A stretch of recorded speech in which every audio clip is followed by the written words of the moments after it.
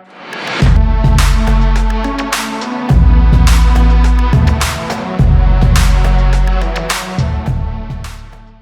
everyone, welcome back to the channel. If you're new here, my name is Zach, and here we talk about overlanding, gear, builds, DIY, all sorts of stuff related to modifying your vehicle. And some of you saw my Ascend Fabrications front bumper. It's a sweet new bumper I'm running for the time being, and I like the pre-runner sort of faster kind of, I don't know, off-road performance style that it gives, and it's also still a pretty lightweight bumper. But some of you might have noticed that the lighting configuration on there can be ran as like an LED bar or pods, and I mentioned a couple times on Instagram that I hadn't really landed on what I was going to do. Well, I've kind of leaned now more towards wanting to do the actual bull bar, and therefore I've got the pods for it. So shout out to Dynamics. I've been working with them for over 2 years now. They're a huge supporter of me. They love the style of lighting I've got on the 4Runner, and as many of you are probably aware by now, I've got a pretty insane electrical setup and lighting setup from Dynamics. So right here is all the pods we're gonna need. And just in case any of you were super bummed out that my Dynamic fogs were too old and didn't have the backlight, now they will. So I got to get these unboxed, wired up, and we're going to make a harness so that we can hook this all up to my front Garmin Switch Pro system from Blaze Offroad. So I'm going to kind of break down putting this all together. First do a little bit of top-down camera work to see how I'm going to assemble this stuff, and then we'll get it out to the 4Runner and actually get it installed and get the wiring harness ran. All right, well, let's jump right into it. All right, so before we get too heavily into this unboxing, you may be thinking, wow, all those boxes look the exact same. How on earth do I kind of figure out how to go about picking which one goes where? How do I know?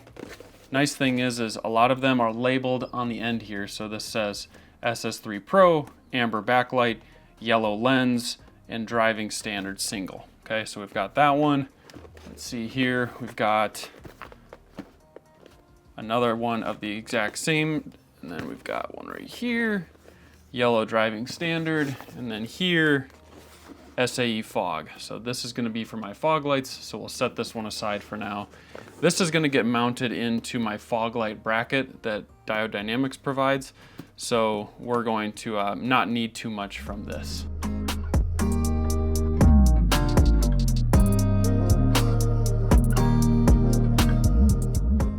Did I post the video on this knife?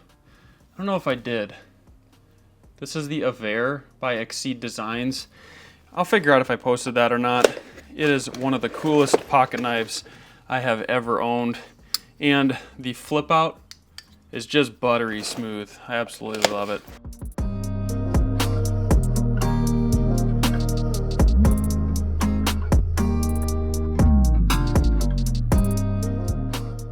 All right, so within one of these mounting kits, basically we've got two button heads. I think that's what they're called, button head bolts.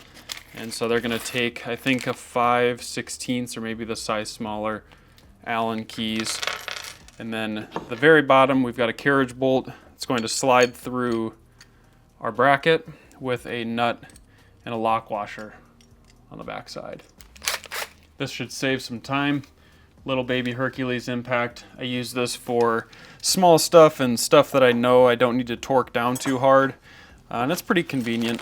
So that is what we're going to work with here. One thing I wanted to just double check is the tab on this will face forward. So when you've got your actual light here, harness goes down, Dynamic symbol oriented correctly, the tab facing forward just like this. So that's something that's nice to clear up. And then also wanted to figure out this particular plug. I don't know why it's a 4-prong. We have a DRL feed, we've got a main power feed, and we've got a ground. I feel like this yellow or blue wire can just be clipped all together. I don't remember. I need to look this up, but it seems like it should be able to just be clipped. So I'll look into that. Stay tuned for that. All right, so this should be fairly simple, but in case you're curious, I face the nylon on the lock nut towards the inside, just like so. That gives the best pulling power on this, in my opinion. We're gonna orient our bracket correctly. We take our button head stainless steel hardware, slide one of these little washers on, and we're gonna thread this in. I always like to start these finger tightened first and then go on with the rest. This looks like it's actually one of these little locking washers and then a flat washer. So we'll do that. I need to take this other one off. And then here on the bottom, pretty self-explanatory, but washer, lock nut, and then the nut, just like this. I'm gonna take all that off, but it's kind of nice to keep the hardware in one place. And then if we're gonna be mounting these perpendicular, I'll probably just hop on here quick and tighten them down. Thought these were smaller than a 5/32, but I guess they're not. So I'm gonna just kind of eyeball that the bracket is oriented correctly. Give it a couple clacks. So this, I think, does probably between 30 and 50 foot-pounds. It's maybe a little aggressive, but I've never stripped out anything, so knock on wood, that should be okay. All right, so that's holding quite tight, but I can probably do some minor adjustments if I need to. Now, time to do the rest of them. All right, so I've grabbed a bunch of materials, and I'm a big advocate for not buying the wiring harnesses that you can option from the factory. Sometimes they're set up nicely. If you only are buying like one set of pods, maybe it works well for you. Now, I will say this, I have been able to improve the quality of these harnesses over time. When I first started making them, they were not as good as they are now. I will say this as well. These ones that I'm building, they're not as high quality as Blaze Offroad harnesses. If you want the absolute best, the longest lasting, the best materials, you should go with a Blaze Offroad kit. I'll tell you some areas where I have a little bit of leniency so that I can repair and replace and improve them over time. But the thing I do with a lot of my wiring harnesses is I overbuild them and I typically rebuild them more frequently. So that's something to also note. If you're going to be buying some of these cheaper materials, you're probably going to need to rebuild them multiple times. Now, if you like doing this yourself and that's a fun activity for you, it may not be as big of a deal, but just know that longevity is never as good with some of these cheaper materials. Okay, so let's jump into it. We've got 5 pods here. Before we get into that, I'm going to show you some examples of bad wiring harnesses. So one example of a bad wiring harness is something that looks like this, and it could get a whole lot worse. I think this was one of the first wiring harnesses I made, and it was partially from a wiring harness that came with a kit. So you have the plug here. This was just a 2-plug prong. This plug actually is quite nice. I think this is a version of a Deutsch connector, so it's quite nice. But then the first issue is using this plastic piping. Never use this plastic piping. It can capture dirt, it can capture dust, and it can trap different, debris next to your wiring. Now, if you use a good jacketed wire, that might make this a little less bad, but the problem is it's still holding it next to the jacketing, so over time it's not going to be good, and water intrusion is never a good thing on metals. So we have that, not to mention a lot of electrical tape here, okay? So just all around not great. Back here, we've got exposed jacketing that would allow for water to leak inside the jacketing. And then we also have just loop connectors with electrical tape. Again, not great. Like this is better than some I've seen, but as far as, standards go, pretty low. Here's another version of a wiring harness that might come in one of your kits. You're gonna have a inline fuse that you connect to your battery. You're gonna have a relay and you're gonna have a switch. So essentially what happens is you get the power required to power your light through this positive and negative cable. The relay is a switch controlled switch, essentially. So you have a switch that will turn on a larger switch to allow the battery power to flow. If your little switch is turned off, then the little switch will turn off your relay and not allow power to flow. This is also a bad harness because look at the jacketing on it. We have these 2 wires which have like minimal insulation around them. And then we have this pretty thin jacketing that is loose that can hold water and dirt and other things. Also, not a good form of protection. Now, is it okay? Is it acceptable? Do lots of companies sell it? They do. Is it technically not very good and probably not an ideal wiring setup? Definitely. So let's throw those two off to the side. The next thing I want to mention is a lot of you might go out and try and source your own wire. Now, sourcing wire is hard, and this is one reason why Blaze Offroad is one of the best places to source harnesses from, because they use high quality wire. Wire that is lower quality is much easier to find and pretty readily available on Amazon. And I still feel like I haven't found the best wire, but I have some good options, and I'm going to kind of show you what might make wire a little bit better or a little bit worse. So here is an example of a cross section of wire. So if you look in there, there's some jacketing, there's 3 wires, they're stranded, and then there's some fireproofing wrapped around between them. So this is a decent option. This is a 3-stranded wiring loom, so you can, run a DRL and then a 12 volt and a ground. I don't remember the exact gauge on this wire, but let me just double check here. This is 12 gauge wire. Okay. The next type of wire is this here. Now this, in my opinion, has even better jacketing. So if we look at that, you can see how thick the jacketing is there. And then there's very minimal fireproofing, but the jacketing is so thick. And then we have our stranded red and black wire. Note that stranded wire is much more resilient to vibration than solid wire, so you never want to use a solid core wire when wiring up your truck. So those are a couple examples, and then I have some 14-3 jacketed wire here, and then I also have some 12-3 jacketed wire here. And honestly, I'm going to set this aside because I realized I already have 12-3 jacketed wire and I somehow missed it. So we have 14-3 here. I'm going to open up this because this is what we're going to use to wire these pods. So one thing I dislike about this is, look at this 14-3. These pieces are going to be super small, so I'm not super worried.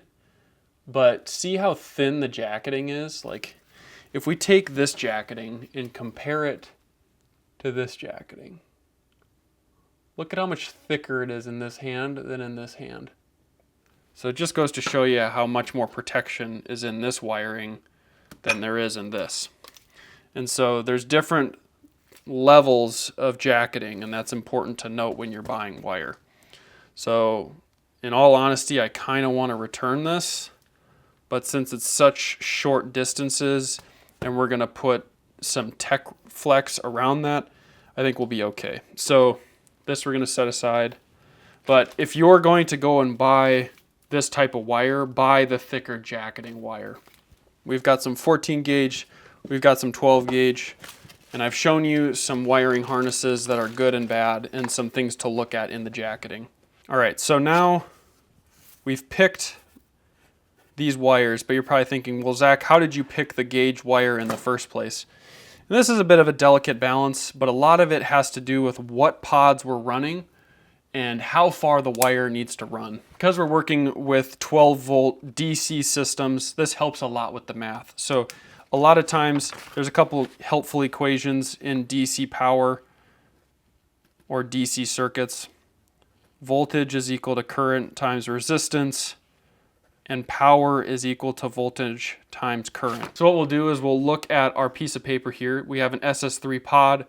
The Pro is a 2.7 amp, 2.7 amps at 12.8 volts. And then our backlight is 30 milliamps. 30 milliamps at 12.8 volts.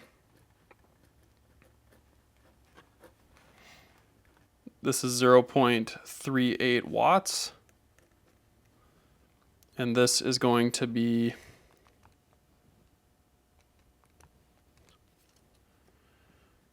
34.56 watts. And on their spec sheet, this is listed as 36, and this is listed at 0.4. So this is what we've calculated so far, and I'm trying to not bore you with too many details here, but this is what we want to think about. So we've got one pod here, and the voltage is primarily determined by our battery. So we've got a 12 volt battery, which is your car battery. It's going to be operating at 12.8 volts ideally, okay?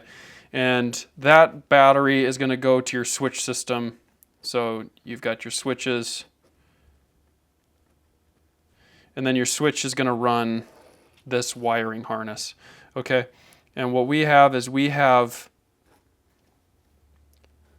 5 light pods.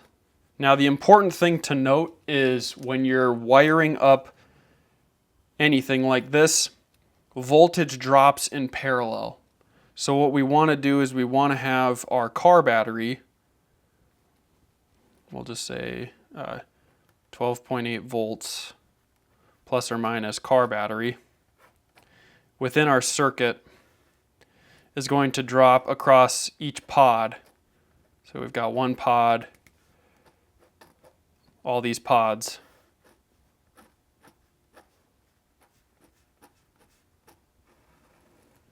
And we put them in parallel because we're going to have a voltage drop across each pod that's 12.8 volts, and each one of these is going to be 2.7 amps. 2.7, blah, blah, blah, blah, blah. Okay, so what happens is we need 5 times 2.7 amps to flow through this main wire before it gets to these pods. And because all of these pods are equivalent, 2.7 amps will flow then to each pod.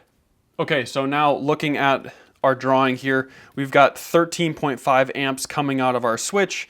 That is going to run through wire in our engine bay, and then it's going to arrive at a small splitter that happens here for each of these pods.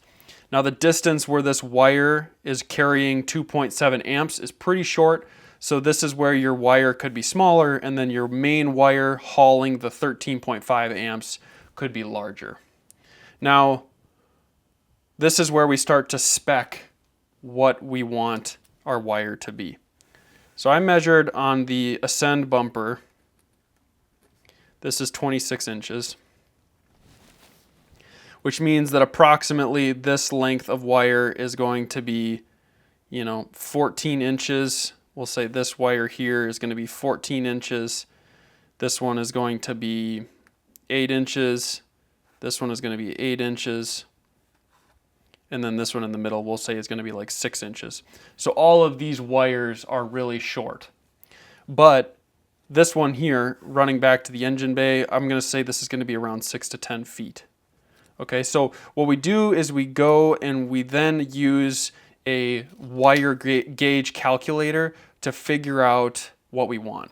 All right, so now that we know the current requirements for our wire, which is 13.5 amps, and then we know the distance this wire needs to run, the goal is to prevent this voltage, 12.8 volts, from decreasing as it travels through the wire.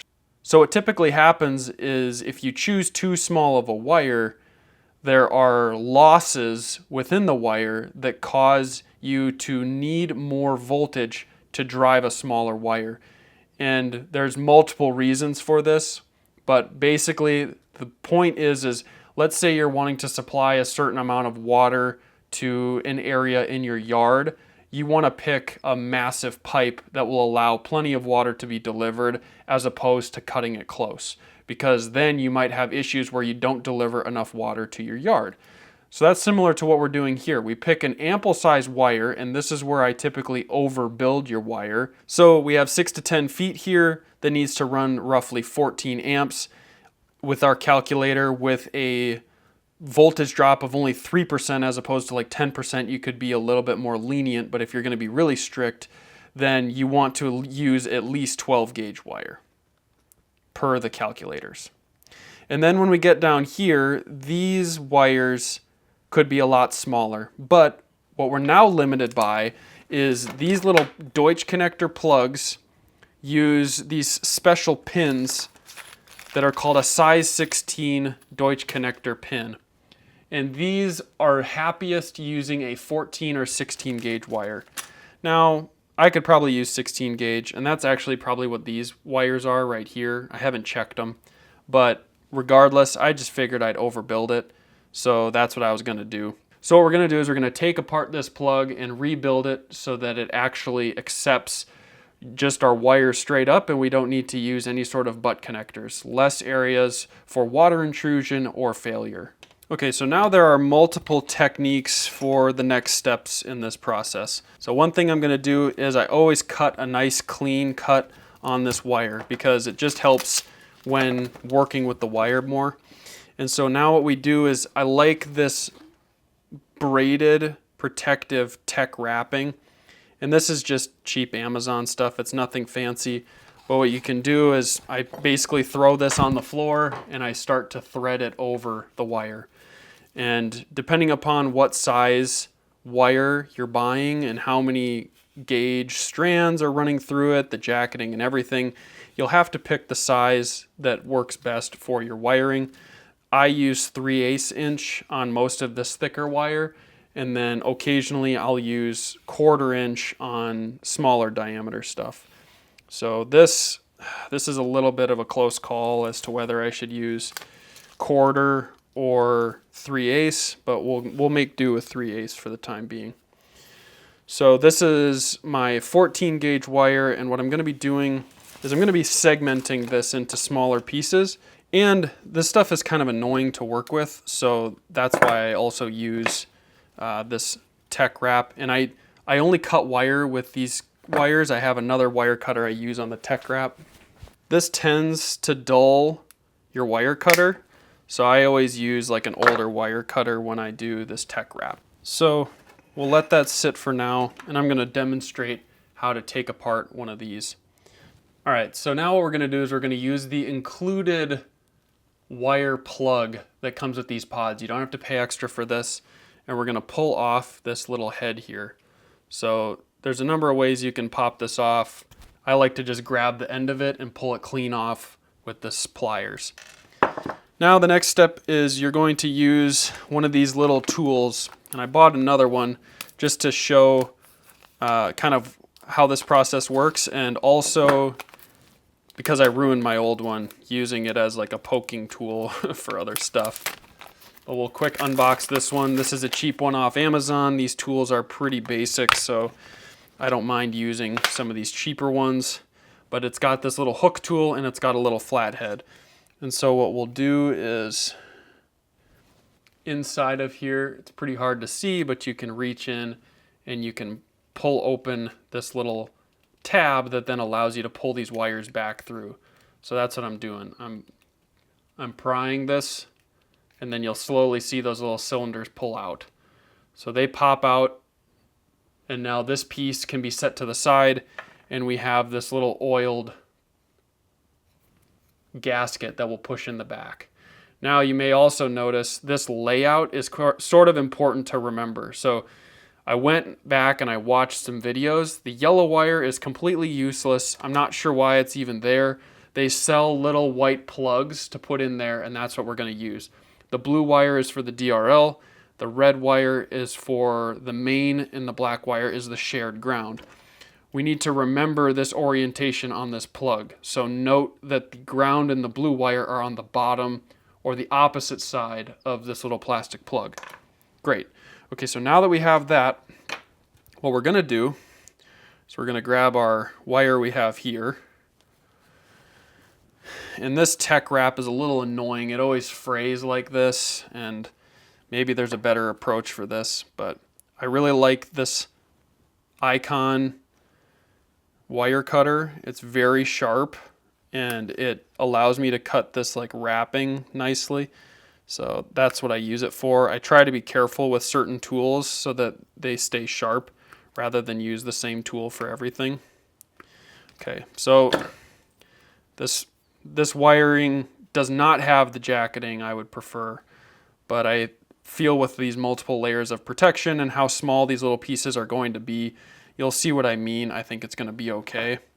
So what we're trying to do here is we're trying to cut as little back as we can, okay? And then we're going to connect these to these pins and push them through. So the other thing to note is as you're cutting the shielding away or the jacketing, make sure you don't cut the insulation on these interior wires. That's really bad. You definitely don't want to do that. Okay, so we've got these all exposed. All right, so now there's these special crimping tools for Deutsch connector pins. We're gonna load that little pin and then we're going to thread our wire inside of its sleeve. Just like that. Squeeze it down and it will crimp it on there. And there's our connection. And so then I've strategically cut only enough away on this insulation so that these two connections can slide in there nice as well, and I'm trying to expose as little as possible on these. So that's what we're doing. And dropping this pin in here and using it to hold this is kind of a nice way to go about this. And sometimes you're going to not be able to thread a couple of the little wire strands in there. It's good that these aren't like flyaways that will go and contact other things within the Deutsch connector. But the fact that a couple strands didn't make it into your pin is really not the end of the world. Think of it as your 14 gauge wire is now maybe going to like 14.5 or maybe 15 gauge wire in a bad circumstance. So we're way overbuilding this wire, and so it's really not that big a deal. Okay, so now we have all 3 pins. The next step is to thread these through this rubber insert, very similarly to how they were on the original setup. So we need to make sure that our wires are oriented properly, which it's typically pretty easy to do. And we can copy some of those previous layouts we just saw. And then what I like to do is I typically give a little extra spacing like this on these pins to get them into the setup first. So now we've got all 3 of those pins lined through. It takes a little bit to get them into their position and locked, but it's not too bad. Okay, so we've got them pushed in, and you can see that they're held in their place. Now quick, before they pop back out, we'll replace this little plug on the end, and that will prevent them from popping out in their spots. And we've got ourselves a nice little waterproof connection here. Now the next stage is we're going to pull this tech wrap right up there, and we're going to put a piece of heat shrink on that will really lock it down nice. Now if I say that this is the middle plug, we're going to have this turn, and we'll have it go over about 14 inches. So I'm going to actually have these all match up and connect to the same. So we'll clip this right at about 13 inches here, just maybe right there. But before we do that, I'm going to make sure that our tech wrap, we've got more than enough over here. Grab our Doyle Tools line from Harbor Freight. This thing will cut off fingers. It's an insanely sharp. It's used for battery cables, but it works awesome for cutting any of this thicker stuff. So now we have one of our 5 connectors, but we got to finish it off. So next what we do is we grab some extra thick heat shrink. Okay, so I've made a little bit of a mess here, but I'm just finishing up doing all of these connectors now. So we've got 5 of them made. I've got my tape measure just laying out here to give kind of a rough estimate of the width here. So we've got 5 different connectors for each pod. And so now what we need to do is these are all going to tie in to one main line, and I want it all to curve this way and then go back to the engine bay. So it's going to go like this. And so now what we're going to do is we're going to step all 5 of these wires into a 3-wire 12 gauge line that will go back to the switch. And that's what we got to now set up. And what we're going to use is these cool step down butt connectors. Just gotta get this open. Jeez.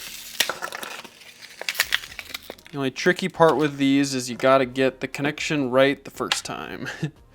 So what I'll do is I'll show you what these look like.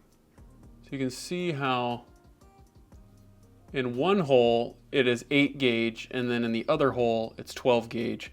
And so when I went online and I calculated the gauge equivalent, if you have 5 14 gauge wires, they're roughly 8 gauge, about 7 gauge. I'm gonna trim a couple down and then we'll make them 8 gauge. So we've got 3 of these connectors and we're gonna use them for all 3 connections for DRL, ground, and for the hot. So that's what we gotta do. So let's start working on that now. Okay, so now I want these to curve nicely, so I'm gonna try and like zip tie them to each other. So this one is gonna turn, and then it's gonna kind of interface like right here. So we'll zip tie these together right here.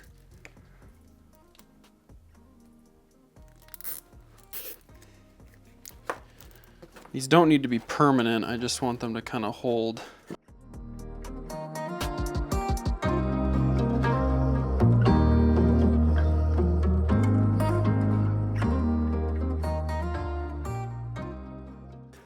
Okay, so this is kind of a mess, but I wanted to show you how I swap out these pods for some new ones.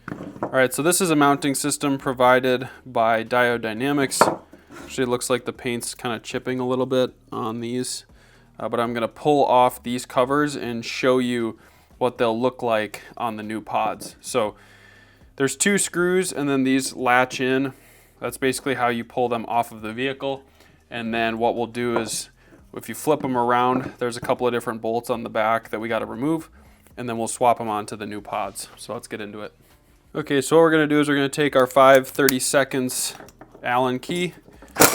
We're going to remove these little button head Allen bolts on the sides to start. So that pulls off this little back bracket. Remember, that's going to follow the contour of this actual light. All right, so we pull that off. Now there's 2 little nuts that have been inserted into these slots on the back. Just make sure we can get those popped out as well. These lights have been on my truck for about 2 years and clearly have seen some salt and dirt and dust. Okay, so got that all cleaned out. Now what we're gonna do is pull off the back cover. We got to figure out what size torque bit this is going to take. I think it's a T10 head. I'm taking these out by hand just in case there's something special we got to do. I don't want to strip them because otherwise we're done. There's no way we're getting these all taken out. All right, so I got all 5 pods out here on the front bumper, and it's a little bit of a pain to get them mounted up, but that also means they'll be harder to steal. What I did is, if you remove this skid plate, you can get behind the actual winch fair lead and you can run a swivel socket up to tighten these down. It's a little hard to see, but there's a slot channel and a matching gap opening behind each pod. And I centered each pod in each slot, and it really turned out nice as far as like dimensions go. So you could probably do the same thing, and then you don't have to really take too many measurements. You just center them within each slot and you're good to go. So I really like how that looks, and I'll show you kind of what I did with the wiring harness.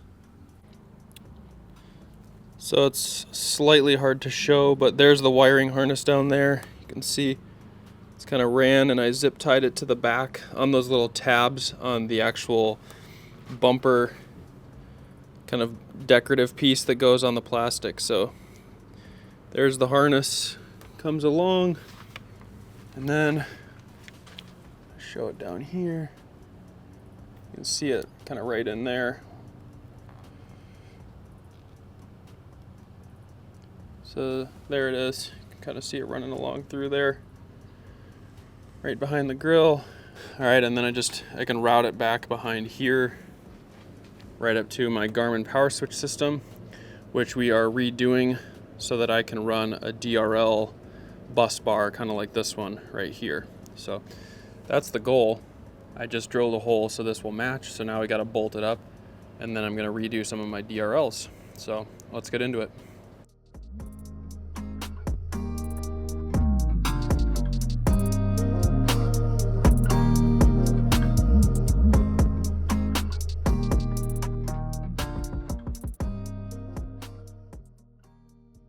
Okay, so this is a bit of a spider web, but I got it finally all hooked up. I had to disconnect a bunch of my wires and how I had them ran because I just didn't have enough breathing room in some of the lengths of these wires. So basically what I did is, this is the DRL bar right here. This is the ground bar. This is the Garmin switch. The thing I also realized is some of these wires made sense to route over the ground bar. The nice thing is if I'm running one of these lights and for some reason there was ever a problem, a hot will connect to potentially another hot rather than a hot going to a ground. And so that's kind of a nice safety feature as well. So the ground is all pretty well isolated, and it's either a DRL or a white light, and so I think it should be fine. And then if ever there is an overcurrent draw, the Garmin will turn off that switch. So I'm pretty satisfied with how that all turned out. Ground connection to the battery. Garmin has all 6 switches hooked up. I'm gonna have to relabel some of these switches to make sure they are set up correctly, but I think we've got everything connected. So now I can grab the little Garmin cover, drop it on here, twist, and there we go. All right, well now let's test out a couple of these lights, make sure I wired up everything correctly.